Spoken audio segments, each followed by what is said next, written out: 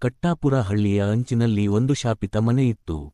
ಹಳೆಯದು, ಬಿಸುಕು ಮರಗಳಿಂದ ಆವೃತ, ಕತ್ತಲೆಯಲ್ಲಿ ನಸುಕಾಗುತ್ತಿದ್ದ ಆ ಮನೆ ಬಗ್ಗೆ ಹಳ್ಳಿಯವರು ಮಾತಾಡುವುದನ್ನೇ ತಪ್ಪಿಸುತ್ತಿದ್ದರು. ರಾತ್ರಿ ಹೊತ್ತಾಗ ಅಲ್ಲಿ ಕಾಣಿಸಿಕೊಳ್ಳುತ್ತಿತ್ತು ಒಂದು ದೊಡ್ಡ ಕಿತ್ತಳೆ ಬೆಕ್ಕು, ಅದ್ಭುತವಾಗಿ ನಗುತ್ತಾ, ಅದರ ಕಣ್ಣುಗಳು ಬೆಳ್ಳಗೆ ಮಿನುಗುತ್ತಾ. ಒಂದು ಸಂಜೆ, ರಾಜು ಎಂಬ ಕುತೂಹಲ್ವಾ ಹುಡುಗ ಆ ಬೆಕ್ಕನ್ನು ನೋಡಿದ. ಅದು ಅವನನ್ನು ನೋಡಿ ಆಮಂತ್ರಣದಂತೆ ಮನೆ ಕಡೆ ನಡೆದುಹೋಯಿತು.